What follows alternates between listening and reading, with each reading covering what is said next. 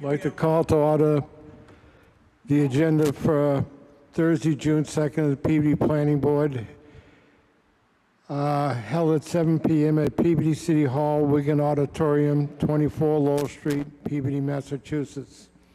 At this time, I'd like to suspend the Planning Board meeting and enter into a public hearing.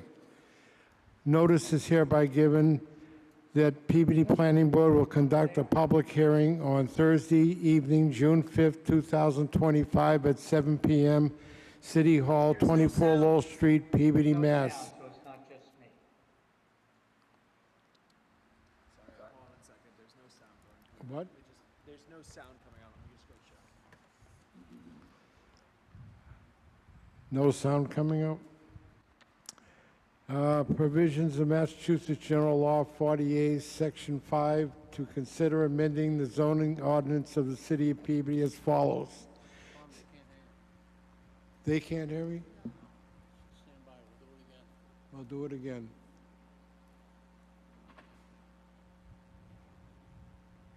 Can you hear me now? Yes.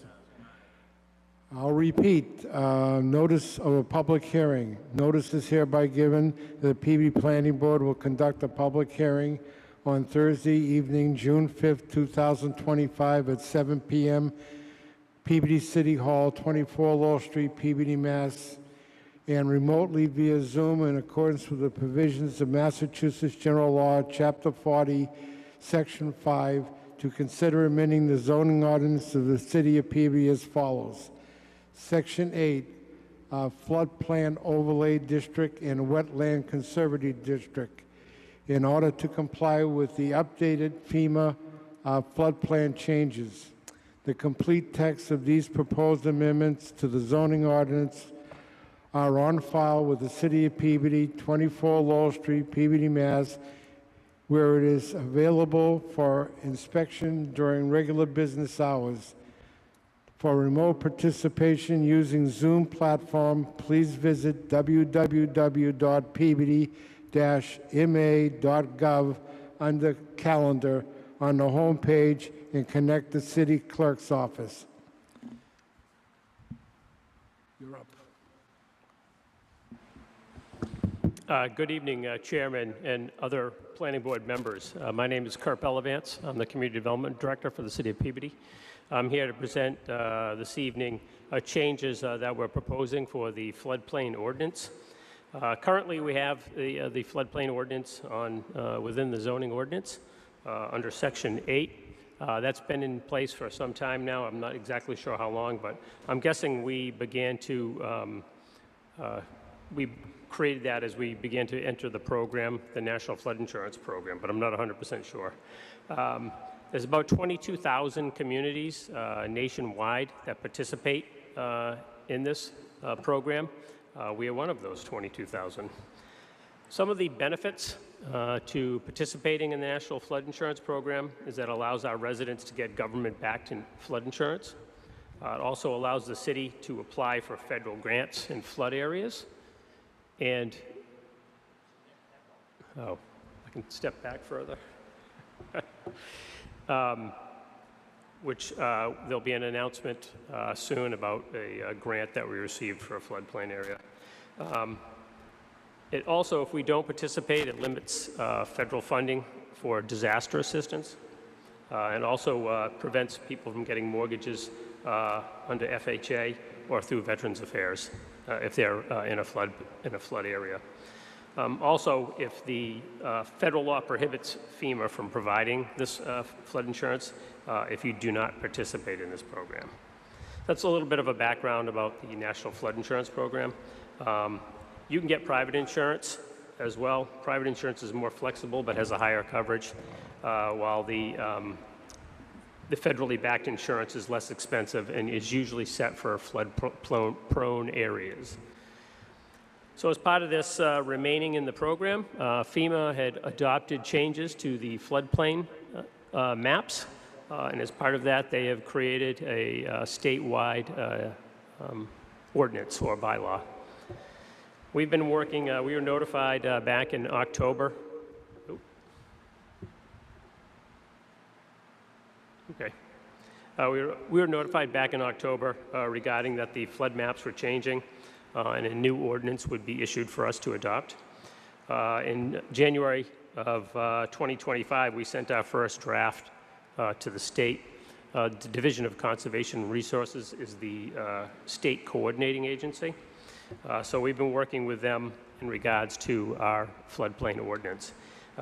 Went back and forth for them about 3 months to go over the changes in regards to the ordinance. Part of that is that we have an ordinance. They presented a model ordinance. It was similar to what we have already in our zoning. What I tried to do is incorporate their changes into ours. They prefer their ordinance over the city's ordinance. There's minor changes. It's more wording and how we describe certain things, but pretty much the information itself is still the same. So we finally got a draft accepted by the state in mid-April, and we sent that to the city council to follow the process of adopting the changes to the zoning ordinance. They placed that on their Industrial and Community Development Subcommittee meeting, which met last week, and I presented before the city council. They voted to advertise that and have me come back at another meeting for a public hearing. During that time period, as we were drafting the ordinance, we did receive a letter from FEMA basically saying that there weren't any significant changes in Essex County, but we did come across a few changes, one of which is 143 Linfield Street, which wasn't in a floodplain, but that area is now in a significant floodplain. And then there were some minor changes over near Parsons and Proctor Circle. They're not necessarily in a floodplain, but it looks like the floodplain area is expanding. So it's possible that the next time around they would be impacted. So the ordinance itself, as I said before, is Section 8 of the zoning ordinance. What we did was we went through the ordinance working with the state in regards to the updates. The purpose section is very similar. We had to add a few additional comments in regards to the state's model ordinance. The applicability is the same. We had to add a definition section. We didn't have that before. Basically defines words that would be used throughout the ordinance. There are some words that are in the definitions that we don't have in the ordinance, but it's still required as part of the ordinance. So we went through it. Section 8 was modified to include most of their language that they've required. As I said earlier, it's kind of worded a little bit differently. We were referring to the past, all the different panels that we receive. So what the city receives is a set of maps, and they're all connected. So you would have several panels that cover the city of Peabody. What they decided, or the FEMA and the state, they'd have us reference just the map date, which would be July 8th. They're having us reference that instead of referencing every panel. That's just their policy now. An additional section was variances that we added.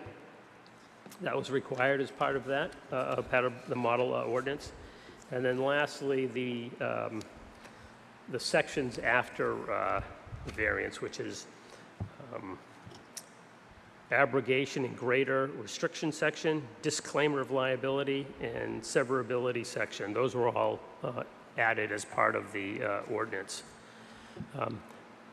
The second part of this, which is the Wetlands Conservancy District, that has not changed except for a few Scrivener's errors. We referenced B&M Railroad right-of-way. We just left that as a railroad right-of-way. We listed route number 1, and we changed that to US Route 1.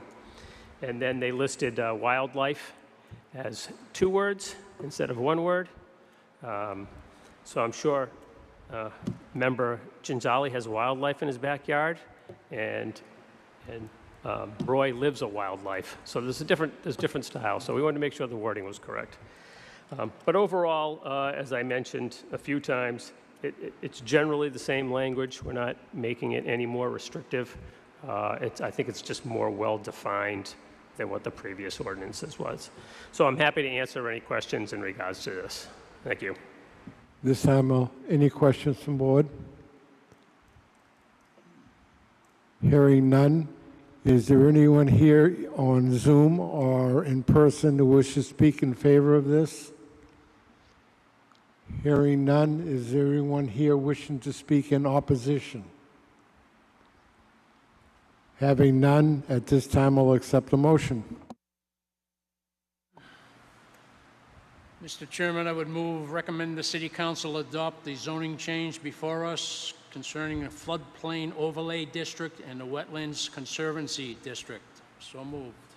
Have a second? Second. Do we have a roll call, please? Mr. Dennis Feld? Yes. Mr. John Ford? Yes. Mr. Roy Simos? Yes. Attorney Peter Arvanites? Dr. Judith Otto? Yes. Mr. Joseph Gagnon? Yes. Mr. Matthew Genzali? Yes.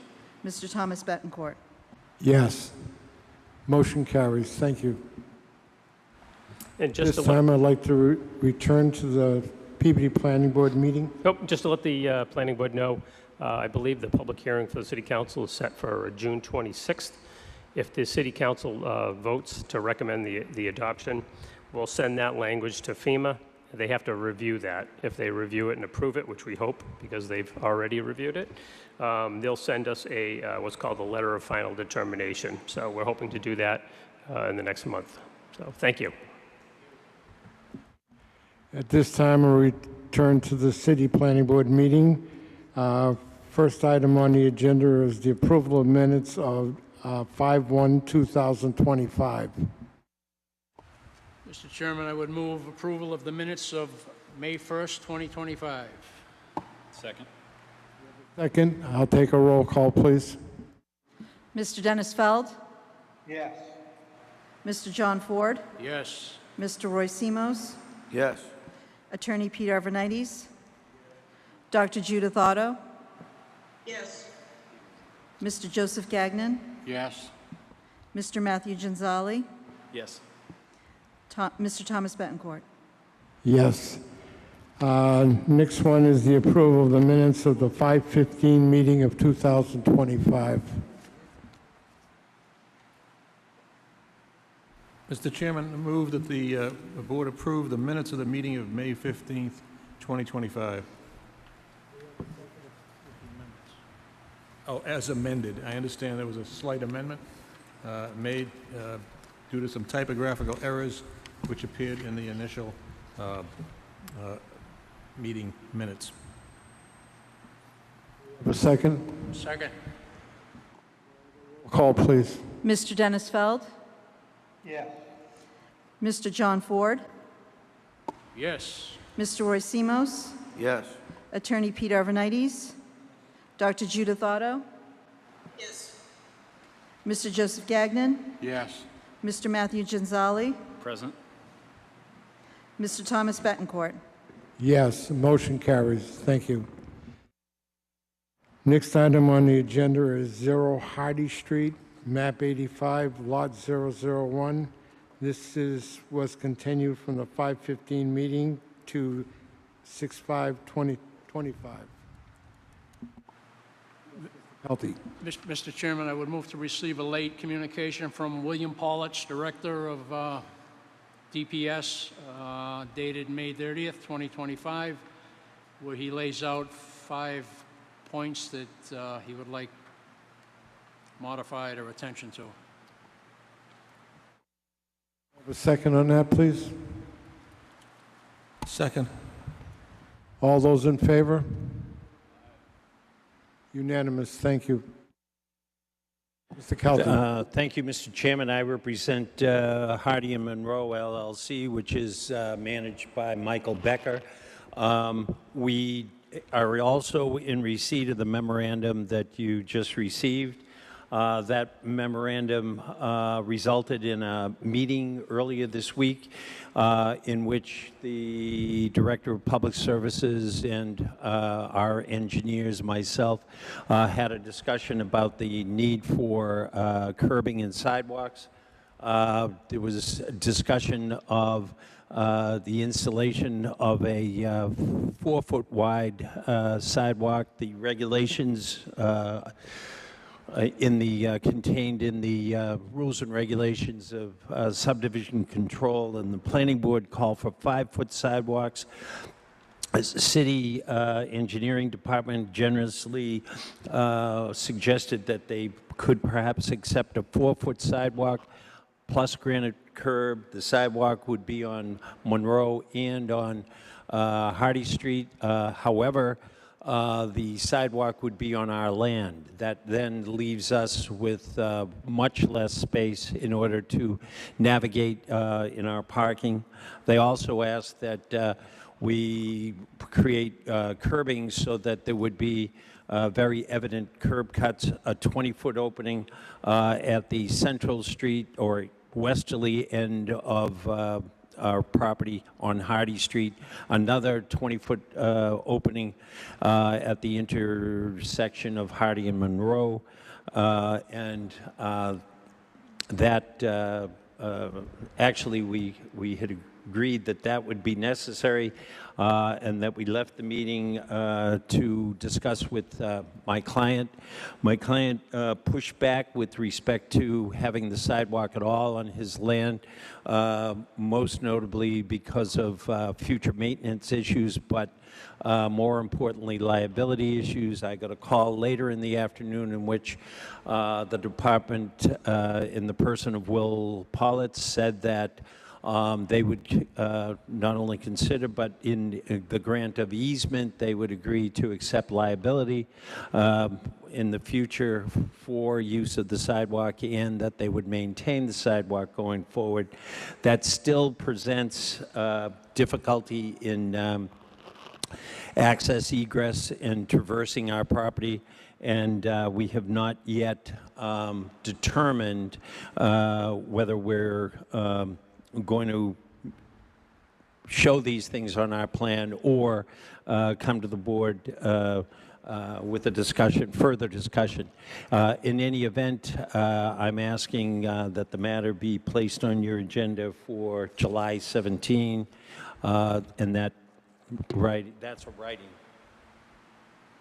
That's a writing that I have with me this evening. If there are any questions about the meeting that we had with respect to the sidewalk addition, or curbing addition.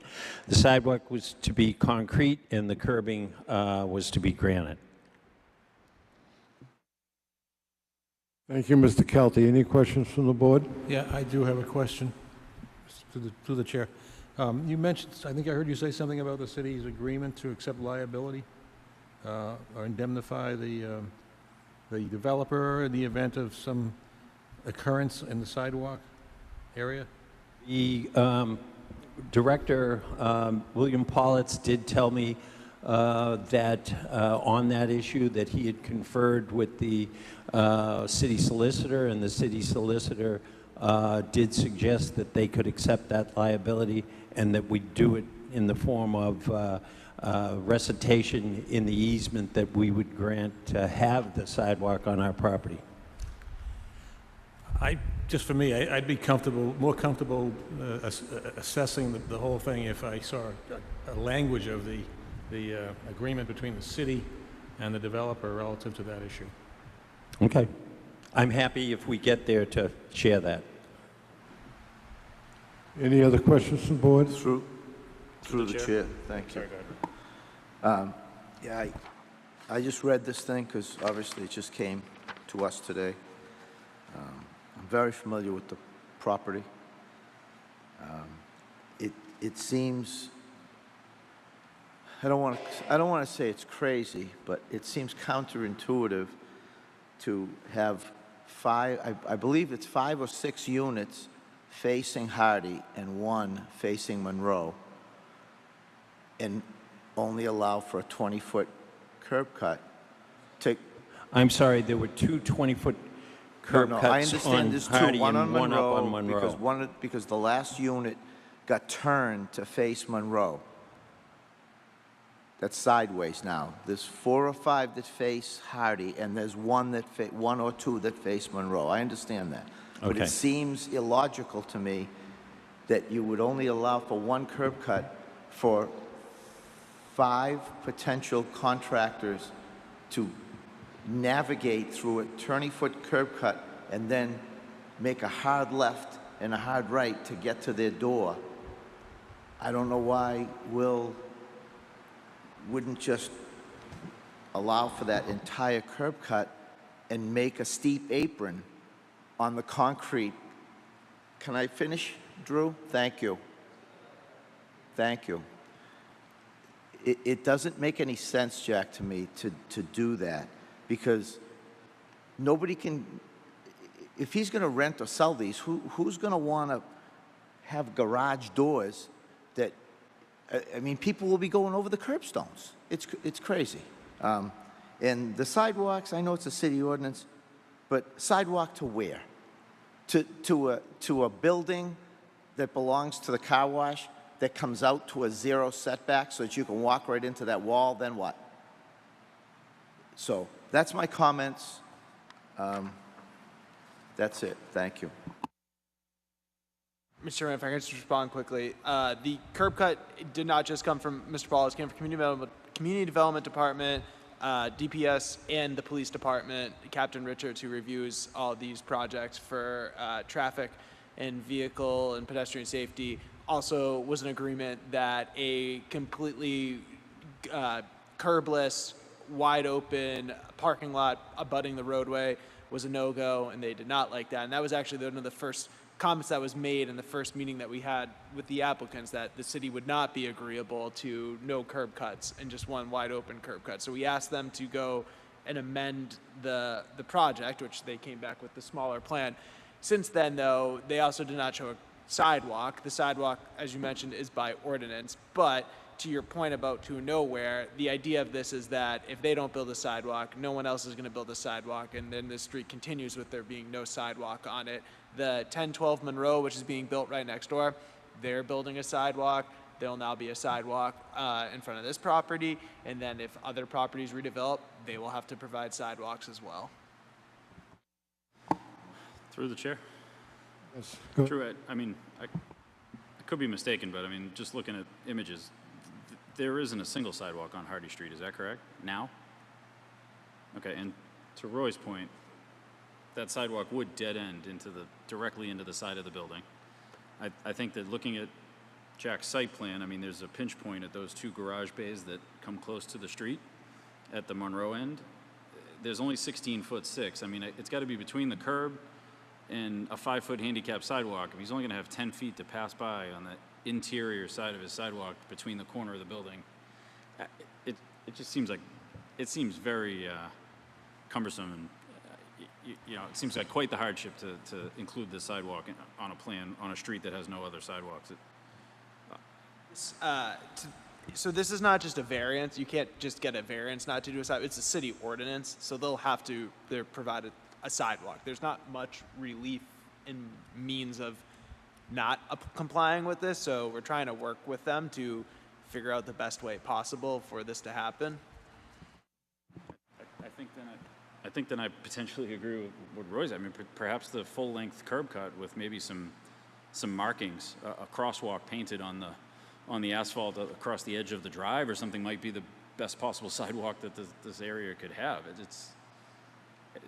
It's a tough situation, but it looks like almost impossible to solve with a 5.5-foot, 6-foot sidewalk on one property only. It seems like maybe we could do something that's on level ground, that's maybe striping or something. I don't know. But again, ordinance is an ordinance, but it seems super restrictive, almost a project killer. Just to respond to that quickly, one of the main reasons in that we did not want there not to be curbing on this is that we want to make sure that the trucks on there are not overfilling onto the public street, that this would be confined to their property. And if you have one wide open sidewalk in there, it does open up the opportunity for trucks not to be completely parked on that site. And where it is already a narrow roadway, and I understand it is a narrow site, but again, it's the city ordinance. And then beyond that, where there will be 5 bays of contractors, which they might not all be the same one, so there could be all different people coming in and out at all different times. The police department, DPS, and community development was not in favor of there being no directed curb cut. Yes, Mr. Gagan. The other issue, I'm sorry. Oh, go ahead. So on Hardy Street, you got 160 feet of frontage, and you got 6 bays. I disagree with the 20-foot curb cut. Why not do 3 and put each curb cut in the center of each of the 2? Like the first 2, you have a curb cut right in the center of, so in other words, be 10 feet on each side of that one. And then the next 2, you do another curb cut, 20-foot curb cut in the center of those 2, and then another curb cut in the center of the last 2 that only have a 16-foot drive-in. So I think that there should be 3 curb cuts, 20-foot curb cuts, 1 curb cut for every 2 bays. And like I said, put the curb cut in the center of each 2 bays, so when you pull in, you have plenty of room to navigate easily into each bay. So I would go with the 3. I agree with Roy that 1 curb cut is no good. I would go with 3. Just to that point, there's no 20-foot curb cuts currently shown. So the idea was that there would be 2 curb cuts on the property. Both would be 20 feet. There would be 1 at the entrance closest to Central Street, or on the side of the property, and there would be 1 on the side of the property closest to 1012 Monroe. Then there would have to be a 3rd curb cut, which would be on Monroe Street for that extra bay. So there's no proposal on here that there's 1 curb cut, or 1 20-foot curb cut. We've always talked with the applicant about there being, so currently there's no curb cut shown. So the 20-foot curb cut, there being 1, that's not what's being proposed. What's being proposed, again, is that there would be 2 curb cuts, but that it would direct people into the entrance. There would be 1 on the side closest to Central Street, and then there would be curbing and a sidewalk, and then there'd be another curb cut on the side closest to Monroe Street. So this would allow vehicles to pull in, and Hardy Street is a one-way street from Central Street. So it would allow vehicles to go down Hardy, pull in, enter their bays, and then be able to pull out again and exit onto Hardy Street and go up Monroe or go all the way down Hardy Street. And it would also allow the bay that's on Monroe Street for people to access that as well. So are you saying that there are 2 20-foot curb cuts that are going to be on Hardy Street? That's what, that's what, That's the again, latest preliminary. discussion, yes. Yeah, I disagree with that. I think there should be 3. Yep. I don't care if there was 1 before or 2 before. My point is I think there should be 3. 1 curb cut for each 2 bays. Do you understand what I'm saying? Can you see the 6 bays there? To have only 2 curb cuts, I think I agree with Roy. It'll be very difficult for, who knows what's pulling into there, to maneuver, with just 2 curb cuts. I'm overstating myself. I just think there should be 3 curb cuts. The other issue is that we would have a willingness to build a sidewalk in the city layout, but the city layout is so narrow that the city would like us to put the sidewalk on our land. So we're losing an awful lot of area in order to be able to maneuver from whatever curb cuts we have. I think having a sidewalk at all in that area on the applicant's land itself, I think it's a little unreasonable. Through the chair. I think Joe's idea is brilliant, quite frankly. And I also predict that what's going to happen, because Joe kind of mentioned it, this sounds like a project killer, this is going to end up in court. That's what I think is going to happen. So, just my opinion, from a bystander. Any other questions from the board? Are you looking for a continuance on this? Yes. Yes. So, are you looking to continue board meeting? Yeah.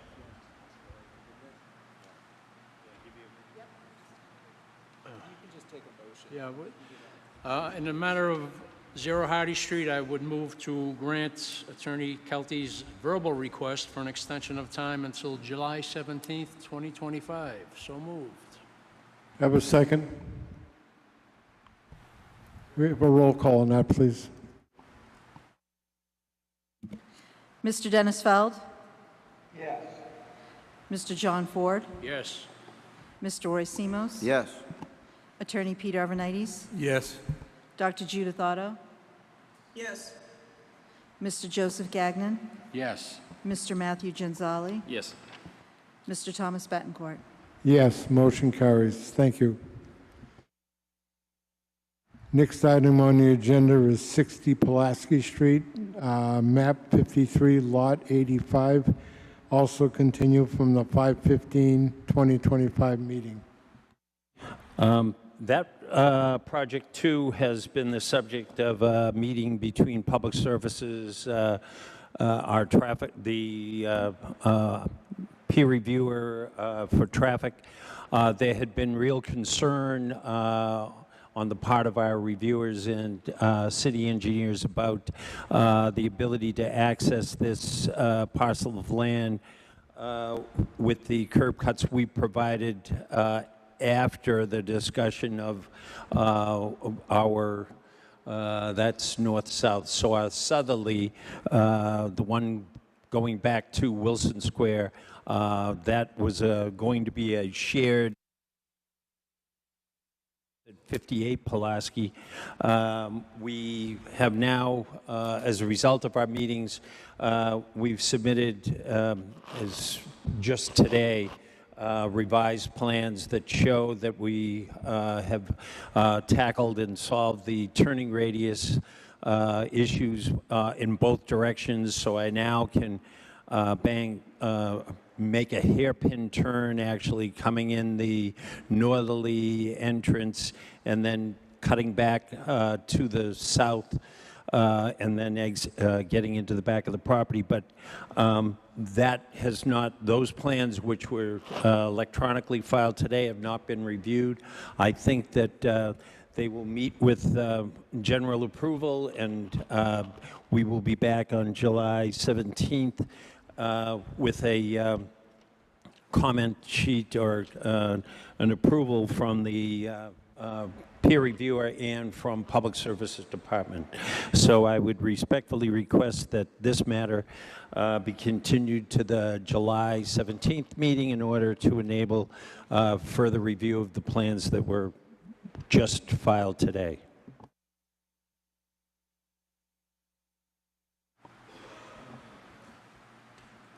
In the matter of 60 Pulaski Street, I would move to grant Attorney Kelty's request to extend out to July 17th, 2025. We have a second? We have a Second. second? All those in favor? Mr. Gonzalez? Yes. Okay. Motion carries. Thank you. Could I ask Attorney Kelty, through the chair, just a quick question?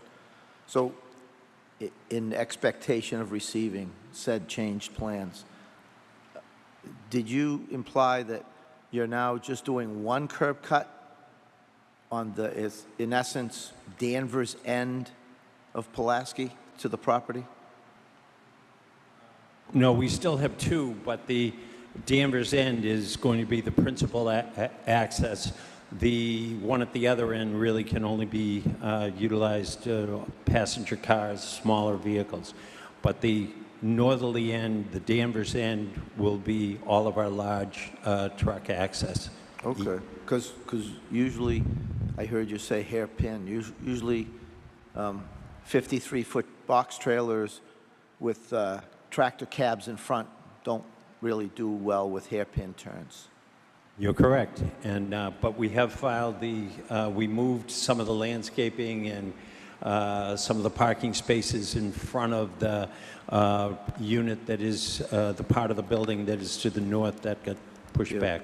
Well, I mean, we strive for good and safe street navigation, but at times we also strive for good and safe maneuvering on private property. So I guess we'll wait and see what we see.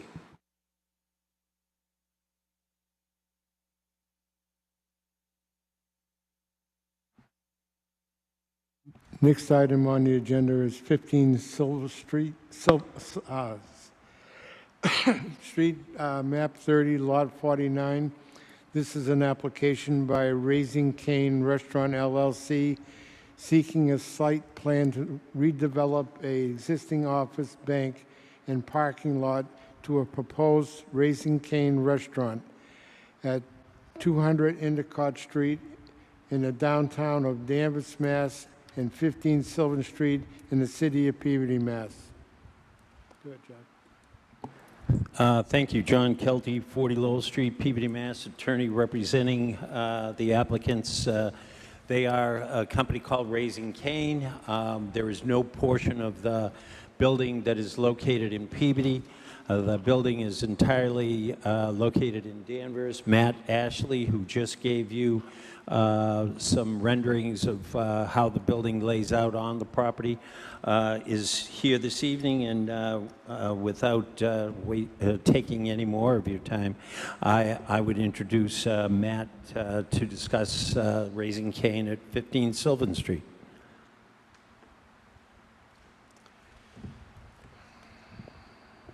Thank you. Matt Ashley with Bowler here on behalf of the applicant Raising Canes. So as Jack mentioned, the site is located right at the corner of Sylvan Street and is the existing bank / office space of Fidelity. The site under its current condition is largely an impervious surface with 53 parking spots existing, very minimal landscaping, and 3 curb cuts, 2 located on Endicott, and then 1 down in the bottom left corner in Peabody on Sylvan Street. In the current condition, the one on Peabody is a full access drive, with the other 2 on Sylvan being a right in, right out, mainly because it is a divided highway over there. All of the utilities under the existing condition and in the proposed condition are through Danvers and nothing tying into Peabody utilities. In the proposed conditions, which is the rendering up on the screen now, and I just passed out to everyone, we are proposing a 3,300 square foot plus or minus quick serve restaurant with a dual drive-through and along with 29 parking spots throughout mainly in Peabody and also into Danvers. As Jack mentioned, the building and the drive-through are fully located within the Danvers portion of the lot. The line kind of goes right in between the 2 properties, kind of right by the building and then down to the corner. Access, we are removing one of the existing curb cuts on Endicott Street, as you can see in the top right corner. And the site will be accessed via 2 right in, right out driveway access. So the one down in Peabody in the southwest corner. Some initial feedback we got from the pre-construction meeting was to restrict this movement so cars wouldn't be crossing all 4 lanes of traffic potentially. And we're doing that via a raised median, but still making it mountable for larger trucks or emergency vehicles to access if they had to in certain scenarios. So initial feedback we got is maybe wanting to beef that up a little bit, which we're happy to work with the town in doing that in whatever they see fit. For stormwater, the site and its current condition has no stormwater infrastructure or treatment. Everything kind of just runs from Plan North to Plan South directly down into the river. No treatment, no attenuation, peak rates, anything of that nature. In the proposed condition, we are proposing a variety of stormwater techniques, including LID, through grass swales, surface basins, promoting infiltration through a subsurface system and a surface basin to promote recharge and reducing peak rates and volume from the site back into the ground. What has got here? For landscaping, Raising Canes is very proud of their landscape package, and as you can see on the screen, has a pretty robust compared to most developments. In the existing condition, there's really minimal out there, 3 trees across the site. In the proposed condition, we are maintaining 3 out of the 4 trees that are out there, and then also proposing another 10 trees throughout the site, along with a lot of other native plantings along the curb fronts and located within the property. And overall, there's about a 20% decrease in impervious surface out here, so really promoting, again, green spaces throughout the area. And then lastly, for lighting, the site is a fully lit as appropriately for the use in the area, and that's all done through fully shielded cutoff lights, all directing downward and minimizing glare off into the adjacent properties and street, and then the driveways are also properly lit. So kind of a high-level overview of everything out there, and happy to answer any questions the board may have. You have any questions from the board? Yes. Thank you, through the chair. Just a few. Water, sewer, Danvers? All through Danvers, correct? Thank you. I'm kind of confused about the bottom right corner and what in the world that's all about. Is that a place to dump snow? What is this? You and me both.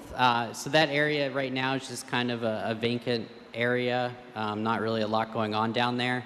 We are maintaining access to get down there. Whose is it? It's part of our property. But your property goes... Yeah, it goes down all the way down to the right. Easterly? Yeah, all the way down there. And, I mean, it looks like that bookend-shaped island and tree kind of conflict with turning into that lane. Yeah, I mean, that area down there in general is closer down to the floodplain and river, and not really a great place to develop. So the intention is to really just maintain access if you did have to get down there. However, we're not touching anything down there, and really just promoting more green space so people aren't, wanting to go down there in general. Okay. And just the last thing, just a point of clarity so that you guys understand that when you start digging and stuff, I know you're going to call DigSafe.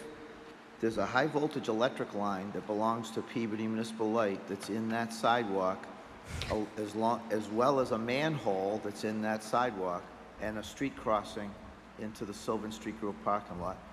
Extreme care needs to be taken with that. Very much appreciate the comment. Yeah, during our pre-construction meeting, the lighting department was there, our electric department, they mentioned that, and we're maintaining grades and trying not to touch anything that we don't have to. Correct, thank you. That's it. Any other questions from the board?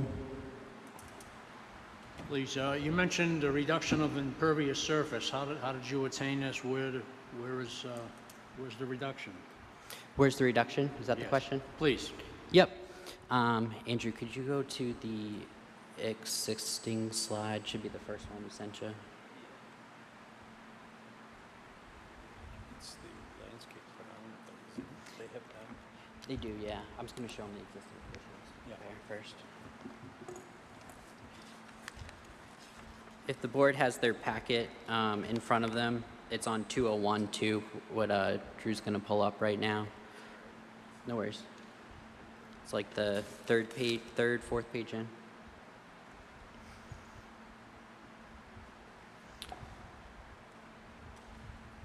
There you go, perfect. So this is the existing plan with the existing Fidelity development out there. So essentially, all the parking goes basically all the way to Sylvan Street. There is a small landscape buffer there with the existing trees and some mulch beds. And then up front as well, there's just a really small landscape buffer there and not really aligned with what Danvers wants out there. And on the right, again, there's also a small landscape buffer. And then interior to the site, there's really no landscaping on the building. It's about a 6,000 square foot building, maybe a little bigger. And then likewise, again, on the south side, it's really all the way down to the woods and the riverbank there. If you go to the rendering that I just sent or handed out today too, So essentially, where all the landscaping is coming from is we're expanding all the buffers around the perimeter of the site to some much bigger conditions, specifically on the north and the west side.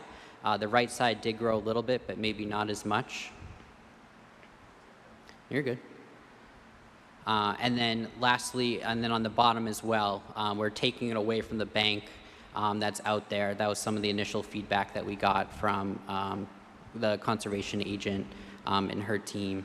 And then throughout the site too, we've integrated landscape islands throughout the whole development as well. So really just from all those areas, it adds up to be about 20% of the site. No problem. Any other questions from the board? Go ahead. Through the chair. Just regarding that weird area in the back, just, sorry, it looks like it's paved back there. The intention is just to leave it? It looks like it's actually, they're parking cars back there, or it's wide enough to have a car parked back there. You just kind of see no evil, hear no evil with that, or is it like Roy said, could you see that being snow storage and? The intention is we wouldn't use that area for snow storage at all, especially with the river out back there. We wouldn't want it just, melting and going out back there. So we have proposed snow storage throughout the site in the landscaped areas, which they could go into the stormwater system. Is it better not paved then? Is that better to become pervious? It's all within the riverfront buffer, and so we really just don't want to touch it, kind of leave it as is. Any other questions from the board? The only thing that I wanted to add was that this matter will be before the Danvers Conservation Commission, Danvers Planning Board, and we anticipate our filing with the Conservation Commission, because we're right on the brook. We will make the meeting their July meeting. Thank you. Mr. Chairman, if I just can real quickly. Yeah, I'll just say, Matt kind of mentioned it already, but we've discussed this project with Department of Public Services. Generally, again, this project is almost entirely outside of the city of Peabody, except for that one entrance in which the city of Peabody, this entrance in the city of Peabody. That being said, they are removing curb, and I think Matt mentioned this, where originally there's a catch basin on both sides of the existing curb cut that exists out there today. They're not touching one side of the curb cut, but the other side, they're removing curb from there, which is now currently next to the catch basin that's out there. Will was a little bit concerned with that, so we're going to meet next week to discuss this issue and try to come up with a solution. Second to that is Will was also making the point, and Peabody Police has mentioned, and community development's in support of this as well, trying to beef up that exit to make it right in, right out only, to ensure that it's safe as possible. I apologize, actually, through the chair, just one more question. Matt, Yes, go ahead. Sounds really bad tonight, but I'm sorry, people traveling from Danvers on Sylvan Street towards Peabody, you said they can take a left into from across the yellow line if they're, I guess, coming down from the north on Sylvan Street. Are they able to left into the parking lot? If I understand your question correctly, if they're coming from Page North down Sylvan Street to get into the development appropriately, they would turn left at the light at Endicott and then turn right in there. If they were coming up Sylvan Street from Peabody, they'd be able to go right in there. But the intention is not to cross Sylvan Street. Their intention is not to cross that way either, but it won't be technically stopped, if you will, or can't be. There's no way to prevent. You said properly to enter the site would be to take a left at the light and then enter, but people don't do everything properly. There's no deterrent for that. It's like, did you say the shape of the, I'm sorry, it's really bad sound tonight, but did you say the shape of the little entrance curbing would deter that? Is that what? Yeah, so in between the right in and right out on Sylvan Street, what we're currently proposing, and we'll review it with DPW further, is like a raised median. It is mountable for larger trucks or vehicles, but you really want to drive a car over it.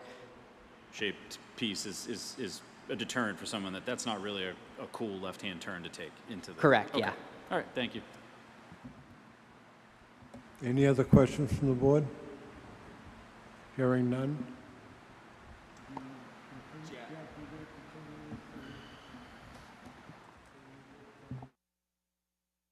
Yeah, we would respectfully request that the matter be carried over to the July 17th meeting. Mr. Chairman, in the matter of Sylvan Street, Raising Cane's Restaurant, I would move to grant Attorney Kelty's request for an extension of time until July 17th. Do we have a second? Second? I'll take. Mr. Dennis Feld? Yes. Mr. John Ford? Yes. Mr. Roy Simos? Yes. Attorney Peter Arvanites? Dr. Judith Otto? Yes. Mr. Joseph Gagnon? Yes. Mr. Matthew Ginzali? Yes. Mr. Thomas Betancourt? Yes, motion carried. Thank you. Next item on the agenda is appointments. There's none. Subdivision board action, none. Revised plan for Hardy Street, we went through. City council, none.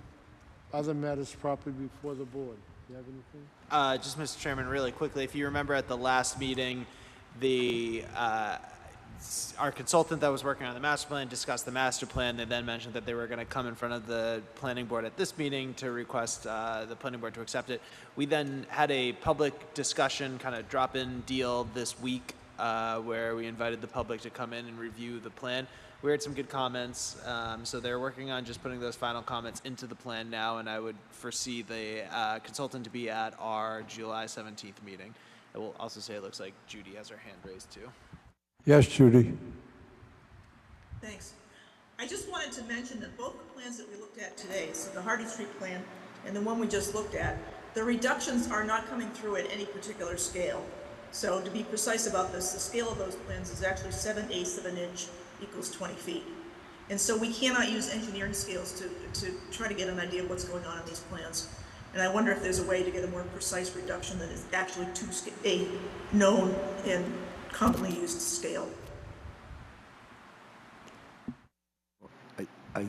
Judy, I believe what happens is that that's probably a 24 by 36 C size or D size plan, and it's handwritten down the bottom for scale, and then they just put it through a reducing machine, but it doesn't change the words. That's what happens. But the graphic scale tells us how to scale it. So both of those plans also have a graphic scale. You have to ignore the 1 inch equals 10 feet thing. It doesn't apply. Right. But below that, the graphic scale also gets reduced. Right. So it remains true. Yeah, but it's not true to the scales that one uses in site plan review field. So I guess the bigger question, maybe to Drew, is can we check these when they come in and try to have the applicants do a better job on the reduction so we can actually meaningfully use engineering skills to evaluate these plans? You just take it, the issue is when you print to 11 by 17, it's not a true half size of a 24 by 36 plan. So nobody prints 12 by 18. So you can't call it a half size. So you can either print actual, which is like true to the PDF and what the scale really is, but you never fit it on a page, or you can, fit, but it's just going to do whatever it can to get it in the dimensions. So it's either print full-size drawings or print true half-size plans. Yeah, sorry. So I will say that the PDFs are also always online too. Those should be true to scale. But then secondly, if you are holding the hard copy, we went to the 11 by 17s because the full size were being told that they're just too big to be carrying around every time. So are you saying we should try to switch to a 12 by 18 now? Or, we can ask applicants to propose that instead. I'm just looking to get something that the board members can appropriately measure. I know you're not supposed to scale off a plan this way, but we can use engineering skills to figure out how big things are. Can I make a little tick mark scale that is 7/8 of an inch equals 20 feet? Sure, but I shouldn't have to do that. Duly noted. Thank you. Thank you, Judy. Right now, I'll accept the motion.